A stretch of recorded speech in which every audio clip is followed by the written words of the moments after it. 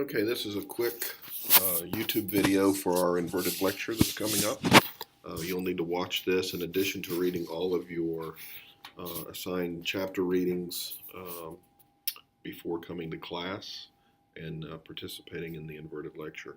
So what I want to talk about a little bit in this video is the effect that solvent has on acidity, talk a little bit about organic compounds as bases, talk about some common bases in organic chemistry, talk a little bit about organic reaction mechanisms. I'll give a little bit of a primer on that again in class during the inverted lecture beforehand, because you really need to see me draw some of that. And then we'll talk a little bit about how we can use acid-base chemistry to prepare biological labels briefly. So as you know, acids and bases are almost always in some sort of solvent, and most of the time that you've been dealing with acids and bases, you've been talking about those substances in water. Of course, you can have acids and bases in the gas phase, but for the purposes of the types of chemistry that most people do, that's actually fairly rare.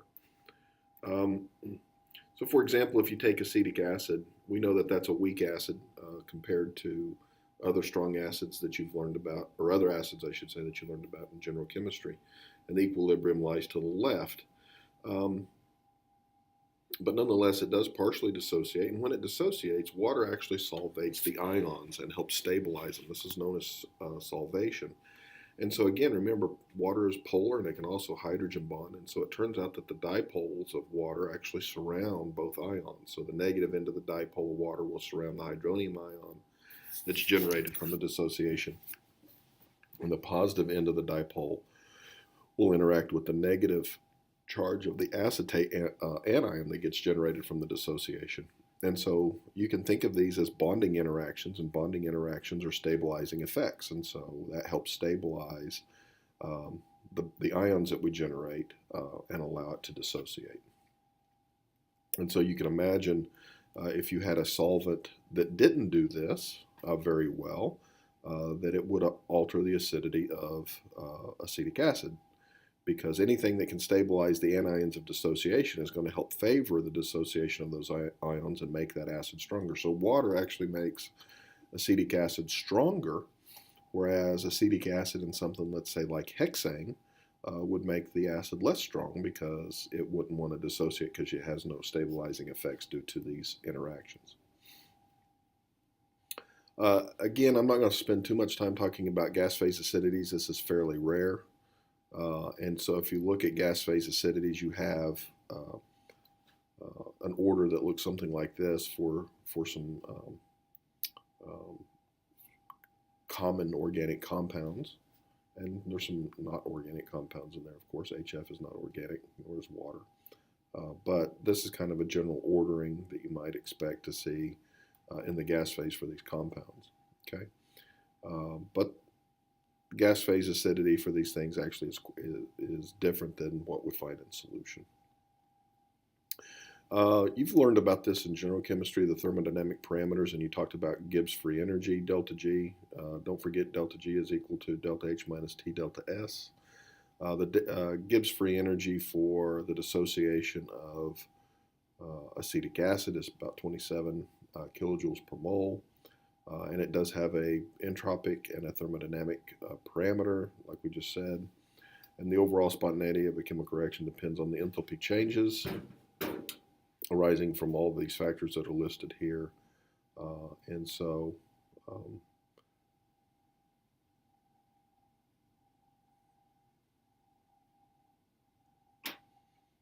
if we look at acetic acid versus chloroacetic acid, you'll see that pKa's are quite different.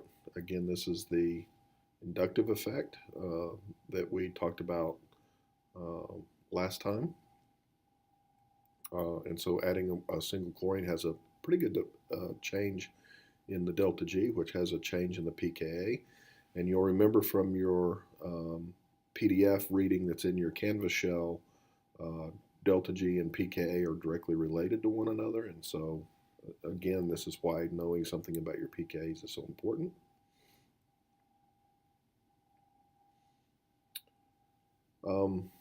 All organic compounds that have an unshared electron pair are Lewis bases. Could be thought of as Lewis bases. And so, for example, if you take methanol and you add to that hydrochloric acid or HCl gas, it will actually react in an acid-base reaction to form a protonated alcohol or an oxonium ion and chloride. And the mechanism that you see is shown here, where the base is going to pick up the proton, so electron pair moves to the hydrogen. That's why they're using a double-headed arrow. We're breaking the hydrogen-chlorine bond, and those electrons are going to chlorine to make chloride. And so methanol in this particular case is functioning as a Lewis base. And so this actual reaction that you see here is actually a very, very important step in a lot of the chemistry that we see with the alcohols. And we always refer to this as the protonation of an alcohol. Oxygen atoms in organic compounds can actually be potential sites for bases. Pi bonds can also function as Lewis bases as well. So here we have a molecule known as cyclohexene. It has an alkene functional group, and you can actually react that with hydrogen chloride and break that pi bond and generate a new bond to a hydrogen. And so basically what happens there, if you look at the mechanism, the pi bond is functioning as the Lewis base. Those electrons from the pi bond are going to react with the hydrogen as shown. The chloride is going to form by the HCl bond, electrons going to the chlorine. And we generate the new carbocation, and we talked about that the other day. And so you go from a Lewis base of an alkene to its conjugate Lewis acid, which is the carbocation, and other chemistry will occur after that, but basically what we're trying to show here is just the Lewis acid Lewis base interaction that happens first. So take a moment and think about why answer these two questions. So for example, why is nitromethane more acidic than most organic molecules? Nitromethane has a pK of 10, which actually means that you can deprotonate it quite readily with something like potassium or sodium hydroxide. And then which of the following is most acidic, and explain why. So take a moment, do that, and come back.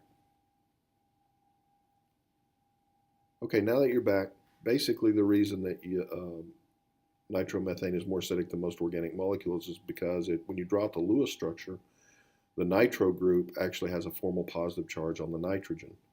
And it's a very strong, what we call electron withdrawing group. It stabilizes negative charges quite well. And so the nitro group allows you to abstract a hydrogen from the carbon and have a negative charge right next to a positive charge, which is a very stabilizing effect. Question 2, the molecule on the left is actually going to be the most acidic by quite a bit. And the reason is because when you remove one of those hydrogens and you generate the carbanion, it has resonance delocalization. So it turns out to be resonance stabilized, whereas the molecule on the right, you can draw no resonance structures. So here's some relative strengths of acids in a table. Again, I told you don't need to know these exactly, but you should know the rough ranges. I would probably follow the table that I gave you the other day more so than this one, but this is a table that would be similar to what you would find in your book. The table I gave you the other day would be one from a previous book that we used to use. Here's an example where a simple molecule like an ether, in this case diethyl ether, can function as a Lewis base. If you look at the molecule BF3, it's actually a Lewis acid. Boron has a vacant orbital with no electrons in it, and so it wants to have an octet because it's in the second period. And where can it get them? Well, it can get them from the Lewis base. And so the ether will actually react in a Lewis acid Lewis base reaction, and you end up with what's called BF3 etherate, which is on the right. This is an equilibrium reaction. The reaction actually does lie to the right.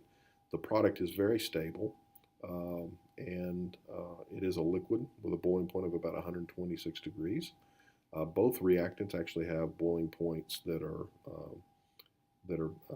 at or below room temperature, or slightly above, excuse me, for diethyl ether, but below room temperature for BF3. But again, the adduct, as we call it, or the product, has a substantially high boiling point of 126 degrees. So evidence that a chemical reaction has taken place.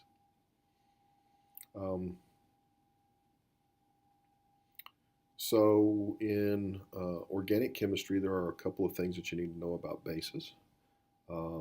A strong base will have a weak conjugate acid, as you know, which means it'll have a pKa greater than 12. Strong bases typically have a net negative charge, but not all things with a negative charge are good bases. For example, chloride, bromide, and iodide are not strong bases at all because they belong to strong acids. Their conjugate acid is strong, meaning that they are not strong bases. If you have a carbon with a negative charge, it's going to be an extremely strong base. So for example, if you think of butyllithium down here, butyllithium really isn't an ionic compound, but you can think of it as an ionic compound. And that carbanion is a very powerful base. It has a pKa somewhere around 50, and it will deprotonate just about anything that has this hydrogen that can be removed. Other bases that we have in organic chemistry, something like triethylamine or pyridine, these are common bases, but they're much weaker than butyllithium, and so you can go and look up the pKa values of those, of the conjugate acids of those, and see, in fact, that butyllithium would be the strongest base in that grouping. In general chemistry, you learned a little bit about pKb. Fortunately, in organic chemistry, we kind of ignore pKb because pKa really can tell us everything that we need to know. And so we typically ignore it. So basically what you need to do is, if you're trying to determine which molecule is the stronger base, you simply look at the conjugate acids of those and ask yourself which one has the higher pKa number. And so that's what you would do. You would look for the weaker acid, right? So ammonia, the conjugate acid for that is ammonium, and so you'd look up the pKa value for ammonium, and then you would look at pyridine, and you'd put a proton on it, which gives you pyridinium, and you'd look those up in a table, and the weaker acid means that its base is stronger. So that's how we typically deal with this in organic chemistry, and we just kind of ignore the whole thing about pKb. A lot of the chemistry that we're going to be doing in organic is going to be in non-aqueous solvents because water gets in the way of a lot of things. Remember, water has what was called the leveling effect that you learned about in general chemistry. So if I take a really, really strong base and I place it in water, it's no longer going to be a really, really strong base because it's going to end up reacting with the water and creating hydroxide. Remember, you can never have a base in water that is stronger than hydroxide. And we frequently in organic chemistry have a need for stronger bases, and so that means that we can't use water as the solvent. So for example, if we took ethine, which has a pK of 25, and we want to remove one of those hydrogens, we need a base that's stronger than hydroxide. And one of the bases that's stronger than hydroxide is sodium amide. It has a pK of around 34 or 35. The problem is that you can't do that chemistry in water because the sodium amide is so much stronger of a base than hydroxide is that what will happen if you put it in water, it just generates hydroxide. Okay, so what we do to overcome this is actually use a different solvent. Okay, so you can see there in that bottom reaction what would happen if you were to place sodium amide in water. You would actually end up just generating the weaker base hydroxide, which wouldn't work to do any chemistry on the ethine.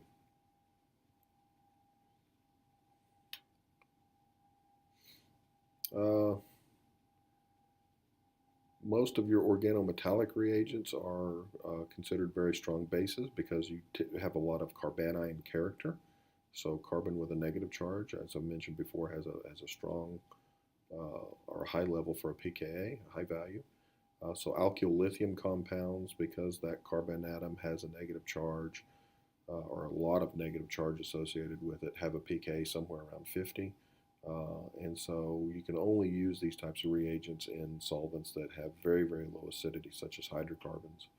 So for example, if you took something like ethyl lithium, reacted it with ethine, you'd have to use a solvent like hexane because it has no real acidic hydrogens, and that would allow you then to deprotonate the ethine and generate what we call an acetylide ion quite readily, and use for other things that we'll talk about later in the semester. But again, you can see the mechanism going from the Lewis base to the hydrogen of the Lewis acid. And we're going from a stronger acid to a much weaker acid. So again, the equilibrium lies completely to the right here. So let's talk a little bit about the introduction of deuterium and tritium labels by acid-base reactions. And this turns out to be a very important topic, especially for those of you going on to medical school. This is how we label biological materials, things like medicines and other things, so that we can follow them throughout a model system and see how they interact with a biological species like a mouse or whatever, rat. And so, for example, if you wanted to replace a hydrogen on a benzene ring with a deuterium, and remember deuterium is just heavy hydrogen, you can actually start off by starting with something like phenyllithium and doing acid-base chemistry, where the phenyl group actually abstracts a deuterium atom from D2O, which acts as a very strong base in this, or excuse me, strong acid in this case, and puts the deuterium where it is. And we'll talk a little bit about that tomorrow. So be ready for your inverted lecture tomorrow, and I will see you all then.